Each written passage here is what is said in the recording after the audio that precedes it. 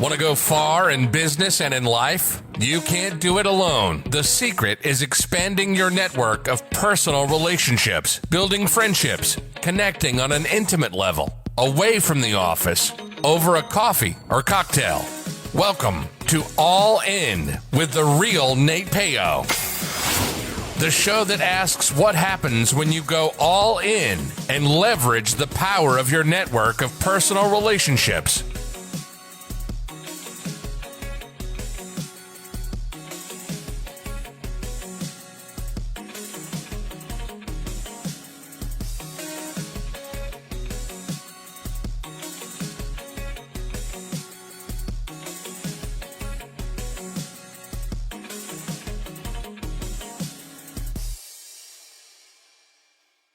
From author Donnie Bovine comes the book, How to Be a Success Champion, available on Amazon. After years of living other people's dreams, author Donnie Bovine decided to jump out on his own and start a business, thinking it would be easy. Instead, he had a rude awakening and quickly understood that he had spent 20 years being an employee and had no idea how to be a business owner. His business was tanking, and he was on the brink of losing everything when he decided to fight for business freedom. In this must-read and life-changing book, author Donnie Bovine shares with readers his story intermingled with lessons learned from his mistakes and his failures. In How to Be a Success Champion, you will find advice the author received from mentors and how he went from zero to a six-figure business. The author walks you through the steps of how to get out of your own way, how to play the game of business and win, find your strengths, how to network effectively, how to build a personal brand, how to create champions for your business, how to get great at sales, how to take complete ownership of you and your business. How to Be a Success Champion from author Donnie Bovine, available on Amazon in both Kindle and paperback editions. Order your copy right now. It makes a great book for corporate events too. How to Be a Success Champion from author Donnie Bovine, available on Amazon. Hello. Welcome to the All In podcast with Nate Payo. I am your host, Nate Payo. Today, my guest is David Lowe. David is originally from England, a two-time startup founder living in San Diego. His first startup in the U.S. was Uberpong, which changed the face of ping pong and became a global brand, appearing on national TV many times. He's worked closely with mega brands like the Dodgers, LA Dodgers, Apple, and Red Bull, and has had his product in the hands of some of the biggest celebrities. His new book, Blow It Up, is the #1 bestseller on Amazon. He's currently learning Spanish and has a huge passion for Tijuana and Mexican culture. Welcome to the show, David. Nate, really appreciate the shout out at the beginning there, and thank you for having me on. Excited to be here. Really excited to finally have a conversation with us. I think we got introduced to each other via a fellow podcaster, and we've been kind of bouncing around a little bit on Twitter. We were chatting a little bit about kind of the intricacies of Twitter. So it's really exciting to get a chance to connect with you and have a real conversation, talk about what you're up to. So cool. So how did you, figure out that you had a passion for Tijuana Mexican culture? Because one of the first times I grew up in Nebraska, which is middle of the country, if you're not familiar with that because you're from England, but I moved out to California. I went to Tijuana my first time. And I remember we crossed the border and we go to this bar, and we're in there for like maybe 30 seconds before this dude comes up with whistles blowing, picks one of the girls up in our group, throws him over his shoulder, and runs off with her to like some like tequila shot like chair, and but we didn't know that's where he's taking her. I was just like, "Wow, great! Like we've been here for 30 seconds, and we've already been lost one of the people we came with." It was a crazy experience. I know not Tijuana's not all shots and tequila shots in the bars, but it was just an interesting experience to kind of get the welcoming that way. Well, I'm glad to hear that you've been, because I've spoken to plenty of people that they've been to, say, Mexico City or Guadalajara, like other cities, maybe Cabo and Cancun. But not Tijuana. And unbelievably, since moving to San Diego in 2016, there's a lot of San Diegans that I've met who've never crossed the border. I mean, it's about 14 miles away. Mm-hmm. So that's just, that's just unbelievable. But yeah, the passion started when, I moved from Austin, Texas in 2016 to San Diego. And I'd only been to Mexico City. And so when I arrived in SD, it was yeah, I mean, it was all about kind of, I was thinking of LA and San Fran and everything. And then people were like, oh, have you ever been to TJ? And then, of course, I started to look into it a little bit, and all the locals were like, don't go, it's dangerous. But I'm a traveler, I've been to 32 countries, and I love to travel and explore. And in a lot of cases, like, I know that the press has kind of spun it a certain way. So in Tijuana's case, they've, with cartels and everything and the drug trade, that gets the press, and a lot of murders over there, that gets the press. But if you actually look at it and sort of line it up against cities like Detroit and St. Louis, it's really kind of comparable in a sense. And there's plenty of safe areas for Americans or, foreigners to go. And so, the early exploring, if you like, was to jump on the trolley in downtown San Diego. It took about 45 minutes to get to the border, which cost about $2, unbelievably cheap. You hop off that and then just literally walk up this ramp, and you through the border in about 5 minutes and in a completely different world. So I recommend it to any San Diegans, any Californians, in fact, anyone I meet. And I wrote a blog post, for, what's the title? It's like Americans Crossing into Tijuana from San Diego. And it on average, it gets about 5,000 hits a month. And there's a lot of people come through my Instagram saying like, hey, can you give us tips on TJ? So there's the microbrewery scene there is great. Coffee shops, some of the best like in the area. And the people are so friendly. The tacos are the best in the world.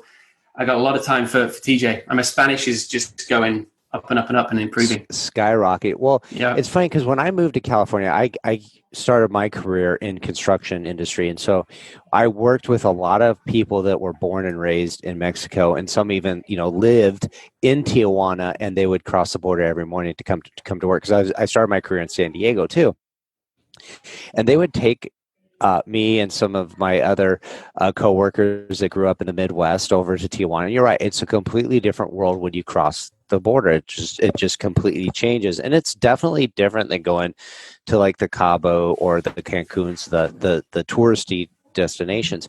But what I found is, like, when you meet people from other cultures, like, your perception of how people live and how they interact and what they are about changes drastically. And you realize that, like, there's a whole way of looking at life. And I just think it's super important when you're reaching out to people, you're connecting with people, you're meeting different people and networking, that you're not always trying to connect with people that are just like you. Like, you should be experiencing people from different cultures, different backgrounds consistently, because you're going to get exposed to a whole nother way of thinking that you wouldn't have been exposed to otherwise. And it'll definitely change your life for the good. And they're going to show you like the stuff like, hey, you're right. You hear a lot of the dangerous stuff, and there's the typical go to Senor Frogs, and it's, the 18-year-olds crossing the border to drink underage. But in reality, there's so much more to it than just that. There's an amazing culture, and I strongly agree with that. So my first question for my guests always is this idea of luck. Do you believe in luck? What are your thoughts around luck? I think that what's the famous line? It's luck is where preparation meets opportunity. Is that it? That's it. That's pretty it. Sure. I think as an entrepreneur, it's got to be a bit of luck in there. You obviously got to research the market and maybe get a good team together. But at some point, you've got to have you've got to have lady luck on your side, and definitely looking at the, especially Uberpong, since moving to the US and launching that, there were some moments there where, just a stroke of luck really put the company in a good position.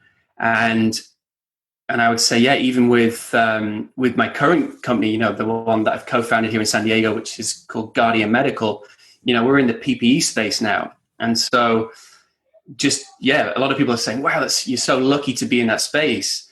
But at the same time, it was just, just networking, my reputation as an entrepreneur to a certain extent, and just seeing that opportunity. And as you develop as an entrepreneur, you start seeing those opportunities more and more. Yeah. So were you always an entrepreneur, or like, where did you start getting this itch to say, hey, this is something that I've got a passion for, and it's going to be my main source of income? Well, I started in my dad's warehouse probably at about the age of 9, just helping out, kind of part-time stuff. and then got into like corporations, if you like, when I graduated. But it was always there. It was always in the back of my mind. And I was always looking at my dad and seeing how he'd kind of run his business and then eventually sold that. And I thought, instead of doing, starting one and running that for 30 years, I thought, like, I've got so many ideas and so many ways that I could change the world. I just had it in my mind that I wanted to do multiple startups. But it was just all about like how would I start? What would be the product? And then where would I launch it? And so that ultimately led me from the UK.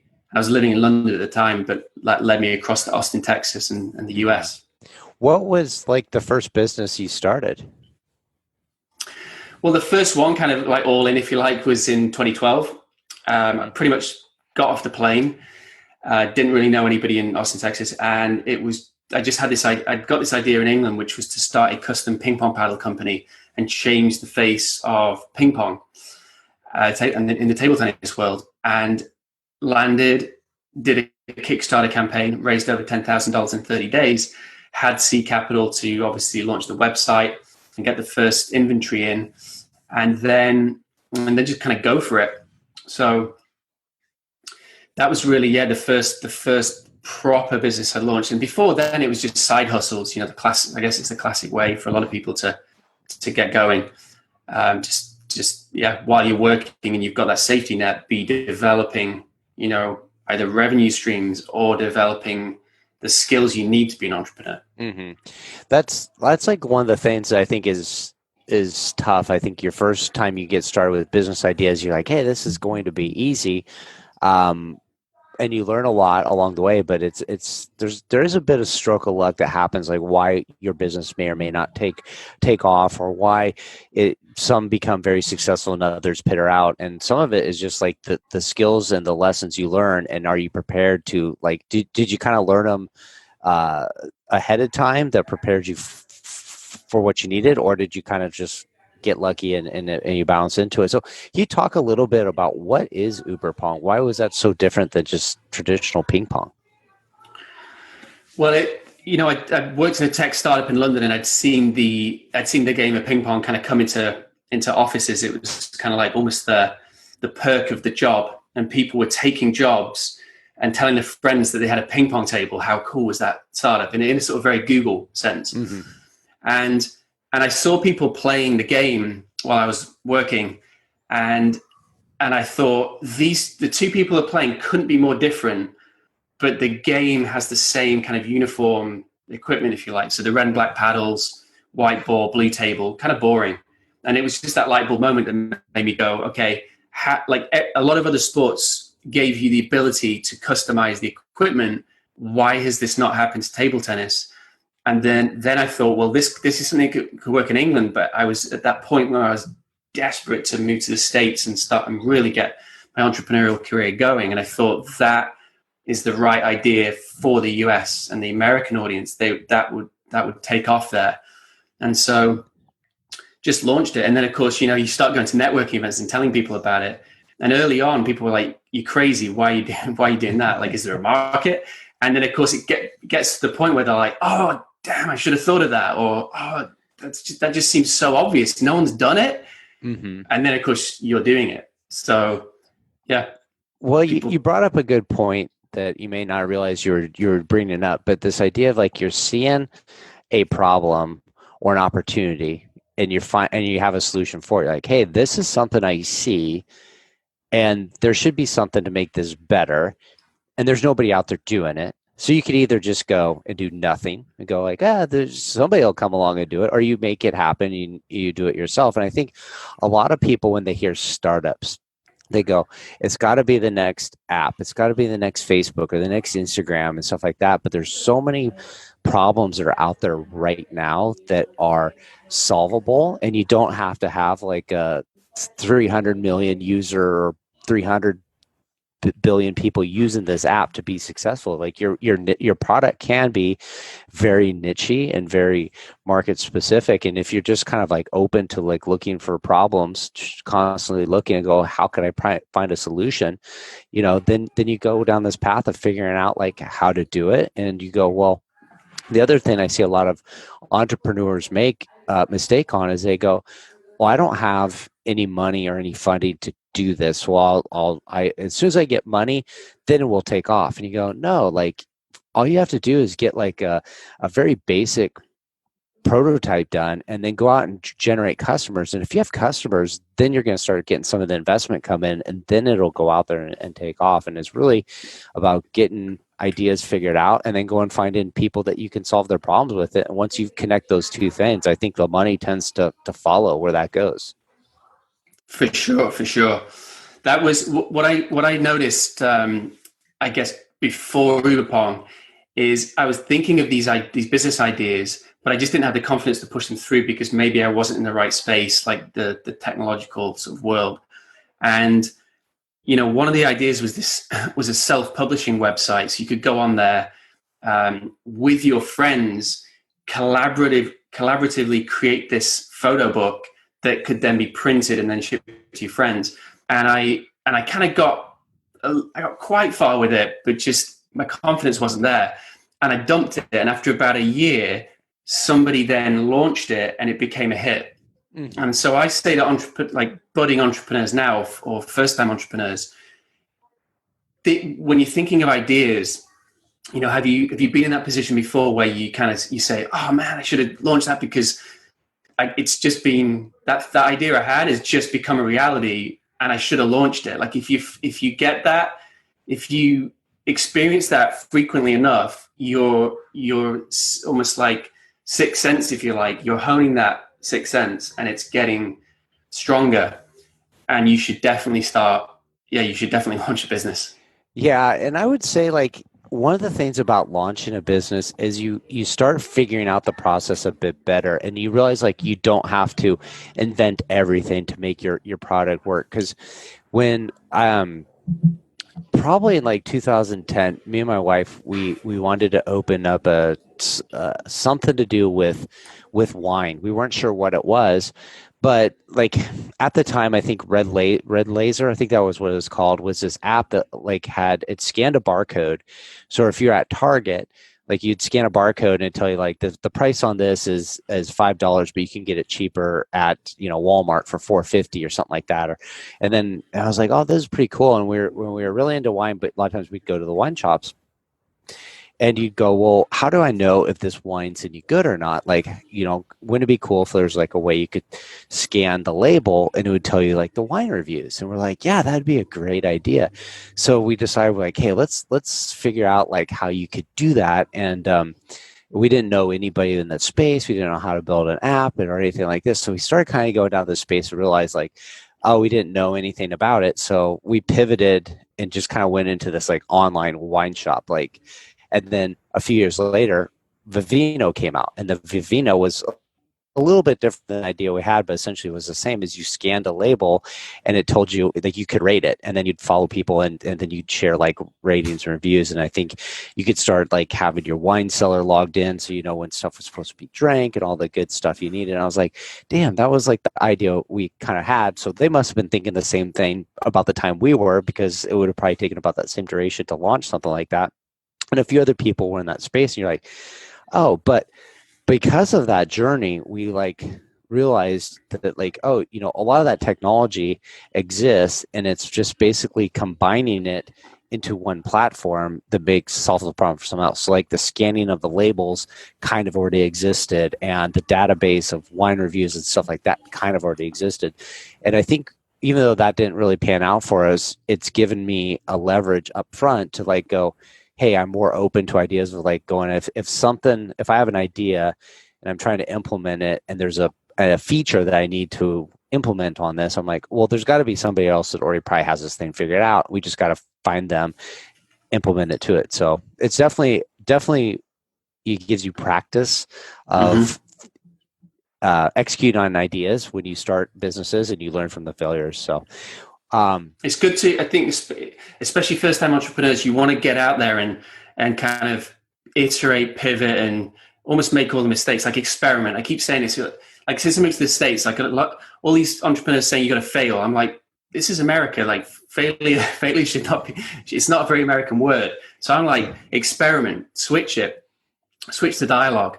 And then I started kind of developing this to the idea that we're business scientists and the business is an experiment. So it's just like chemistry, right? You got the hypothesis and then the test and then the conclusion. Just keep working it like that. So we fail less, but we experiment more. I love that because you're right. Like if you said, "Oh, we failed," well, you didn't really fail, and like your life's over. Like you didn't achieve anything. You're gonna pick up the pieces and carry it on. So you still have an experience. You learn from that. You learned a way that something doesn't work, and then you can take those experiences and apply them to other things. And you're continuously experimenting. I love that concept. So you've written a book that helps. Founders, startup companies, I guess Blow It Up is the name of the book. So can you tell us a little bit about what's in that book? The listeners can't see that, I know, but I'm dropping this in. Blow It Up 21. Shameless plug. There it is, 21 ways. What was the question? Sorry, I got distracted. Well, talk a little bit about your book and you know what is the value in the book that the readers could expect to learn about. Yeah, so really, you know, I'd seen a lot of business books, like I guess early on, getting my early entrepreneurial inspiration from the likes of Richard Branson and so on. And let's say the books out there were focusing on a very specific kind of area of business, and you felt often that there wasn't enough in there, and you had to get like a series of books to get what you needed.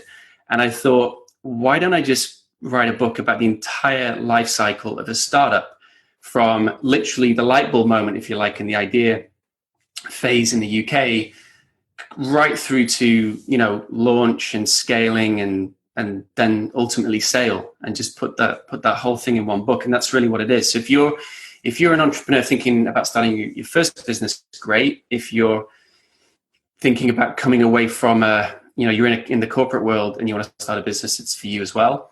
And even, you know, established entrepreneurs who want to learn about maybe e-commerce, which was the space I was in, or sport, or doing events with the likes of the LA Dodgers, how to get the LA Dodgers as a client, you know, the big clients like that, and how to get your product into pretty much every major, you know, the office of every major brand in the world. It's pretty much what I did with Uberpong. So it's all in the book. You talked about a lot of stuff I think a lot of entrepreneurs forget about. It's like you have an idea, so that's maybe you're an R&D guy, and then you have product development. So like there's, you know, it's a lot of times an engineering background, or you're a creator, or you're stuff like that. And then, but really where you get serious with building a business is you're in sales, whether you like it or not. Like you're in sales, reaching out, marketing to get in front of these organizations. And that's a skill I think a lot of entrepreneurs forget that they need. They're like, hey, if I build a really cool product, it's going to sell itself. And it's like, well, somebody's got to go out there and tell the story of why it's so cool and why you want to check it out. And if you don't have that, like, especially entrepreneurs, a lot of times you become the face of your company, and that's a skill set that you have to learn. And it's a challenging one, and you have to step out there. And a lot of times you're not used to being the face of the company. You're not used to being the one that's always visible to the public, and it takes time to get comfortable, and takes time to learn to those skills of becoming a salesperson. So, cool. If you think of the Silicon Valley model, it's the tech. Let's say it's the CTO works on the initial sort of architecture and code to get the beta version out, but they can't sell, so they need to pitch or bring in like a CEO to pitch it, who knows the numbers, to get the funding and so on. And then you've got that team, the core team. But a lot of people are doing, you know, essentially creating startups with no way of making money from day one. And I think that's really dangerous, especially as a first time founder, like super, super dangerous, because you're relying on money to make money. And I think from an investor standpoint, that's like, it's just a huge risk. And of course, you only hear about in the big like Entrepreneur magazine, you only hear about the unicorns, right? Which of course is a minuscule percentage. So the majority of people are having to work out how to make a viable business from day one. And I think that's, the balance needs to be addressed there, because people just think, oh, I can scribble something on a napkin, push it across the table to an investor and get a huge check and be valued at $1 billion tomorrow. It's like, it's not going to happen. Yeah, because, as an investor, you're going to be looking at it and go, hey, that's a lot of money for me to risk. You're pitching me this idea, which is cool idea, but ideas are a dime a dozen, I guess. It's how you execute on the ideas. So you're really betting on, is that person going to be able to execute on this idea? Are they going to pull through? Are they going to give up? Or, there's so many variables that could go on. So you go, hey, where am I going to put my resources? Into a potential magical fairy tale, or something that's got more meat on it that's making money? And I learned this early on with probably the first time I ever saw a pitch contest was in 2007. And at the end of the day, I was in an entrepreneur class for my MBA, and the professor took us to this pitch contest. At the end of the show, he said, hey, why do you think that the companies won the pitch contest versus the other companies? And people would say this idea, or the founders had this vision, or they're solving this problem. And he's like, no, every one of those people won because they already had existing customers, paying customers, and they just needed the investment to scale to bring in more customers. And traction. Ever since I saw that, it's been that way every single time. And I've gone to pitch contests, and I call up the judges afterwards, and I say, hey, why did you like the companies you did? What did you not like about the companies you didn't pick to win? That type of stuff. And it usually boils down to these guys had customers, and they were ready to expand on their customers. And it's just like, go get those customers first. If you get customers, you're more likely to get the investment, and then you're more likely to have a successful business. If you can't get customers, it's going to be hard for you to get over that hump and get somebody to invest in an idea. Well, the two things, right? So user base or revenue, it's got to be one of those two things. Exactly. Otherwise, if it's just an idea and that's it, I mean, good luck. Yeah. So my next question is something I think every entrepreneur has an idea of what it means to them, but somebody that's been there, they've done it successfully, they've had successful exits. What would you say all in means to you? What does it mean to be all in on an idea, an outcome, or a startup business in this case? To you, what does that mean? Well, I think, if you think of the expression, the first thing that comes to mind is like cards, right? Like blackjack, like you're all in. So you put all your money in. Not necessarily. All in can mean all of your energy. Or if you've got that, say, full-time job or the thing that's keeping the lights on, it's kind of it's becoming part of your life all your evenings, like say your evenings and your weekends are being consumed by that thought and that idea. That for me is all in. It can be all in, should I say. And then if you take that, let's say the work you're putting in evenings and weekends, and you're getting traction, you're getting maybe investors interested, or even getting investment, then you can kind of go from that to truly all in, which is where, I won't say 24/7, because again, that's a very Silicon Valley mindset, which leads often to burnout, especially if it's, new grads getting lots of money, they're just going to burn out. Yeah. But at the same time, it's I think where you're sort of mildly obsessed about the business idea, that's all in. And I think if you're doing side hustles, like I realized this when I was doing it, but if you're doing side hustles, you're not into it enough. Like you're almost kind of like a consultant, so you can kind of dip your toe in the water, make some money, then kind of come out, rather than being fully just immersed in the venture. Yeah, it's like if you have a side hustle, you're almost like you got a backup plan, and hey, do I want to get up and put in the hours? Do I want to have those uncomfortable conversations? Do I want to, do what it takes to really push my business forward? When you're not all in, you're going to not put that efforts. You might give up sooner than you thought. And that's something that, each individual has to make for themselves. But you're right. Like if you really, really want to take it to the next level. I mean, people make good side hustle money, and there's nothing wrong with like, hey, you get an extra little bit of income. But if you're talking about saying, hey, I want to take like an extra $50,000 a year to $5 billion a year, like you can't do that part time. You're going to have to burn the bridges, put yourself all in it, and we'll really work on getting people to help you solve this problem, because most businesses of that scale, you can't just do it all on your own. You're going to need a support team to get you there. Nate, here's an example of all in, not necessarily the most obvious one because it's not a startup. So one of my heroes is called Philippe Petit, who's a French guy, and he did the tightrope walk between the World Trade Centers. Okay, now if he'd spent years and years, like almost a lifetime, getting to that point, which was his dream, which started actually, incidentally enough, as a napkin sketch.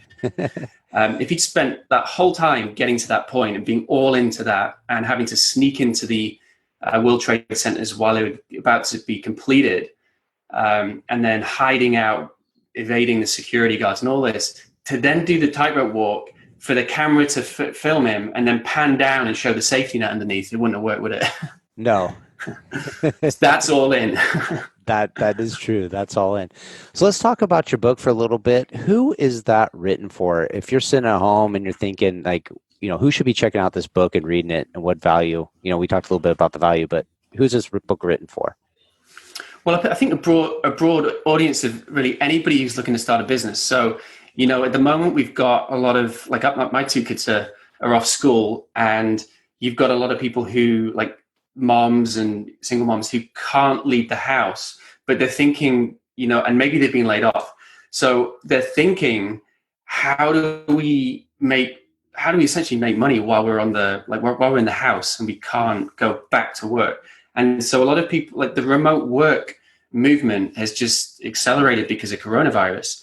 And there's a lot of people now having to learn very quickly how to sell online, how to what e-commerce is, thinking about, I guess, the market and what types of product people need. And so, yeah, it's forcing people to be very creative and very entrepreneurial. Like they have to be like that, because there's almost no plan B. And so when you've got a rent check due in 2 weeks, do you sit there and kind of wait for the economy to just start up again and jobs be created, or do you take I'm trying to think of the word, take your destiny in your own hands, if you like, and control that to a certain degree. And so what the feedback I've heard so far, again, from speaking to people who bought it through Twitter, is that the timing was just right. Like they were at that point where they were thinking, should I launch it, or should I go back to work, or should I stay in the job and all this? And then they get, they've bought it and they'll say things like, oh, I'd have regretted it for the rest of my life if I hadn't launched the business, and the book really helped me, get things going. And they see me as a British guy who's come across the US, who's made it, and really knowing nobody over here, with with about $5,000 of savings brought across from England, so not a ton, to get this off the ground, being resourceful. And I messed up at school, so my grades were horrible, and I had to get in as a mature student because I couldn't go straight in, and had to kind of just, hustle and make things work. And so I think the people who are reading it see it and think, if Dave Lowe can make it, I can make it.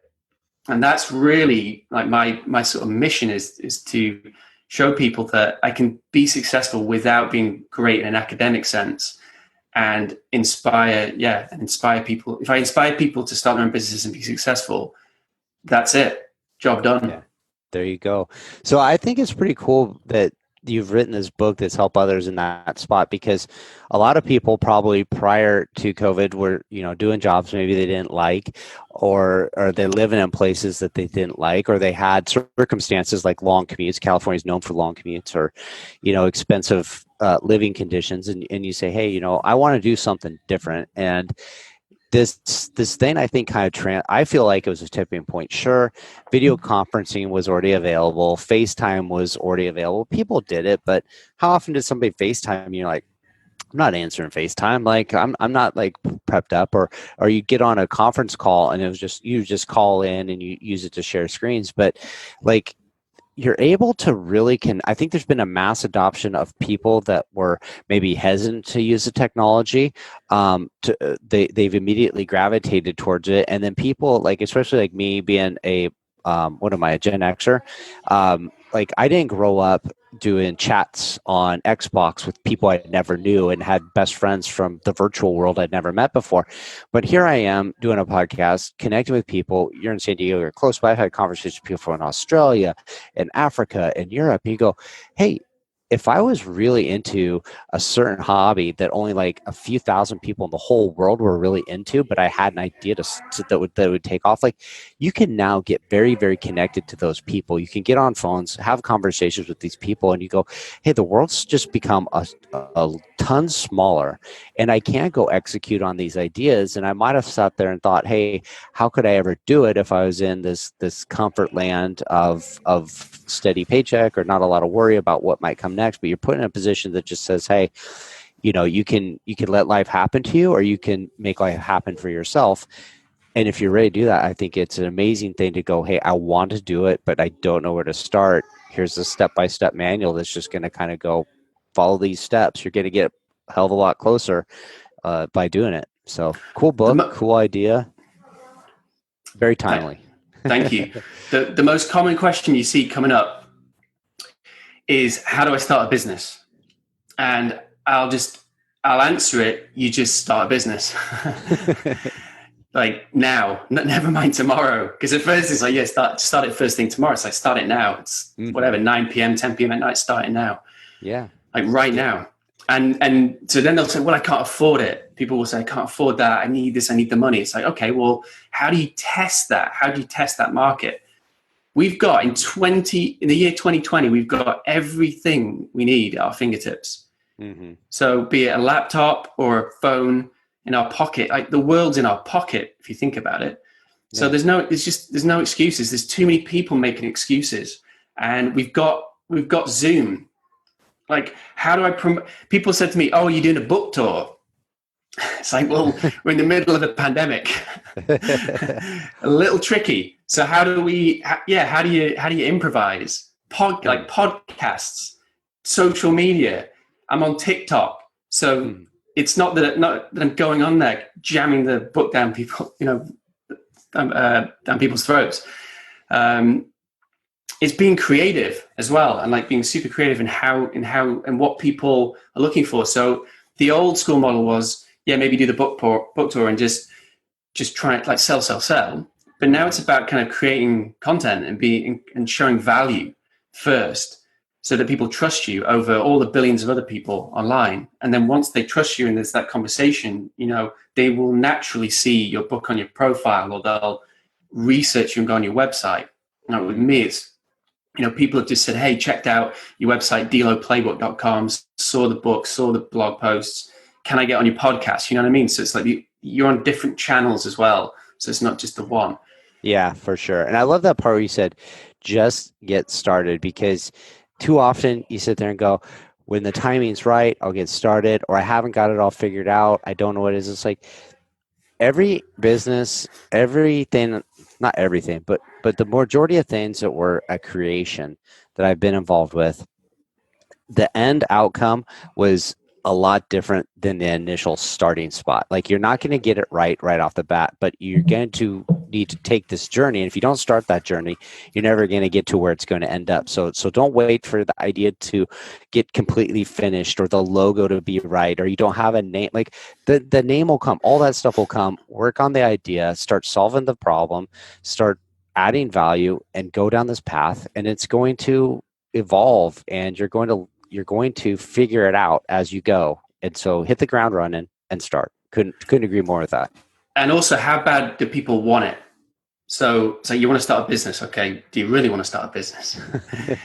and kind of almost flip it back. And the one I use a lot is, people will say, I can't afford the domain name. It's like, well, how much is a domain now? About roughly $10. Like, obviously depends if it's a .com or not, but let's say about $10. Do you drink coffee every day from Starbucks or wherever you go? Yes. Or most of America's hooked on caffeine. So yeah. So what's that? $5. So don't drink coffee for 2 days. You've just bought your domain. Can you do without coffee for 2 days, or can you make it at home? Of course you can. So 2 days without going to a coffee shop, use that to buy a domain name. Use Google Trends to see what's trending. Then go on Amazon and look at the top products so you can see what products are going to sell. And then create a landing page with that domain. Set up Google Analytics, which is free, unbelievable free analytics software, which we didn't have, say, 10, 15 years ago. And then monitor it while you're doing your day job, and you'll see if any traffic's coming through. And if there is, start building it out a little bit. So it's like you've got the teaser, the email capture bit, the teaser, and then start building out maybe a few tabs and a bit of content on there, and see if people go to those pages. And you can see just the demand, if there's demand for that, very, very quickly. And if you don't want to set up your own website, use Amazon. Just drop shipping, you can be a drop shipping company. Create an Instagram page to see if people start landing on there and start following it. But you don't even have to be. You can even find a simpler way than sacrificing your coffee for 2 or 3 days, because but for most people, there's probably you're not giving up your coffee, Nate. No, I'm not. But that line's not going to work on you, is it? But there's probably something, and I know this from experience. But there's probably something in your house or your garage or your closet that you don't use anymore, and you can go list that on eBay, because people will buy that stuff. You go, I got a pair of jeans that doesn't fit no more. That's $5. I paid $50 for that. Can you wear them? No. Are you going to be able to fit into them? No. That's all for $5. Sell for $10. They're going to go. Somebody's going to buy them. eBay's popular. I've had bad experiences on it because there's a lot of fraudulent buyers, I've had big issues. So I've actually scrapped eBay now. But I know what you mean. Like, that's a channel. Craigslist. Use Craigslist. So people are coming to your door and they're paying with cash, right? Mm-hmm. Cash is king. Yeah. So you're right. Like, try it. That's resourceful enough. You'll find go in a way. Your garage. Again, a lot of Americans have got garages because everyone's driving big old cars, and they're all full of junk, stuff they're not using. But your trash might be someone else's treasure, so go sell it. And then that's, again, startup capital could be a few $100. There you go. Get you going. So, David, where can people find you if they want to get connected? You want my address? Yeah. Where can they come to your house and show up for this coffee? I'm kidding. Well, the best place to find me is my website, which is dlowplaybook.com, Lowe. So dlowplaybook.com has you can get my book on there, links to my podcasts. There's the blog. What else is on there? Frantically thinking now. That'll get you going. Yeah. Cool. And then Twitter. I'm on Twitter at David J. Lowe. Facebook /DLow Playbook, and then Instagram at English Dave. And I've just started creating content on TikTok. So my handle on there is at Team Blow It Up. Awesome stuff. So all that stuff will be linked in the show notes. I encourage you to connect with David. Say hi, tell him where you found him, and check out his book. I think you'll find a lot of value in it, and it's a good read. So awesome. Thank you so much for coming on the show. Thank you, Nate, for having me. It's been a pleasure chatting, and thanks to everybody for listening or watching. Awesome. Thank you. Make sure to visit our website, therealnatepeo.com, where you can subscribe to the show on iTunes, so you'll never miss an episode of All In. While you're at it, if you found value, we'd appreciate a rating on iTunes, or if simply tell 2 friends about the show. Looking to connect? You can find Nate Peo on LinkedIn or Instagram.